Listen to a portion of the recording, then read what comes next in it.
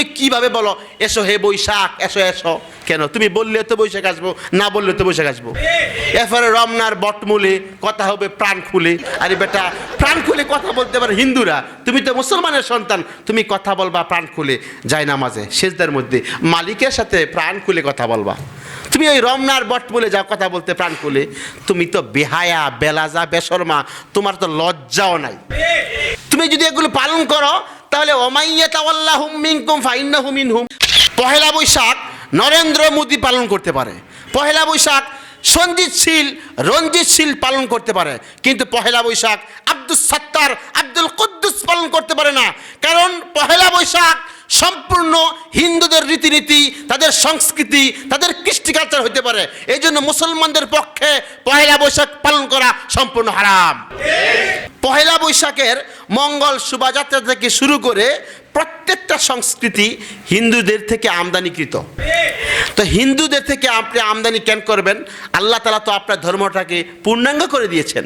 আল-ইয়াউমা আকমালতু লাকুম দীনাকুম, আপনার ধর্ম তো পরিপূর্ণ, তো আপনি কেন হিন্দুদের রীতিনীতি তাদের সংস্কৃতি পালন করবেন?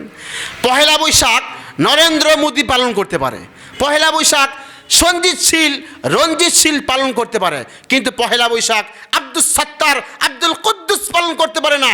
কারণ পহেলা বৈশাখ সম্পূর্ণ হিন্দুদের রীতিনীতি, তাদের সংস্কৃতি, তাদের কৃষ্টি কালচার হতে পারে। এই জন্য মুসলমানদের পক্ষে পহেলা বৈশাখ পালন করা সম্পূর্ণ হারাম। পয়লা বৈশাখ হিন্দুরা পালন করতে পারে, মুসলমানের সন্তানরা পালন করতে পারে না। তুমি কিভাবে বলো এসো হে বৈশাখ এসো এসো, কেন তুমি বললে তো বৈশাখ আসবো, না বললে তো বৈশাখ আসবো।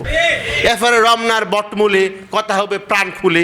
আরে বেটা, প্রাণ খুলে কথা বলতে পারে হিন্দুরা, তুমি তো মুসলমানের সন্তান, তুমি কথা বলবা প্রাণ খুলে যায় নামাজে সেজদার মধ্যে মালিকের সাথে প্রাণ খুলে কথা বলবা। তুমি ওই রমনার বটমূলে যাও কথা বলতে প্রাণ খুলে, তুমি তো বেহায়া বেলাজা বেশরমা, তোমার তো লজ্জাও নাই। তুমি যদি এগুলো পালন করো তাহলে ওমাইয়াতাওয়াল্লাহুম মিনকুম ফাইন্নাহু মিনহুম। শুধু তাদের বন্ধুরূপে গ্রহণ করলে না, তাদের রীতিনীতি, তাদের সংস্কৃতি, তাদের কৃষ্টি কালচার পালন করলেও তাদের সাথে আসন হবে তোমার, তাদেরই অন্তর্ভুক্ত। আল্লাহ আমাদেরকে হেফাজত করুক।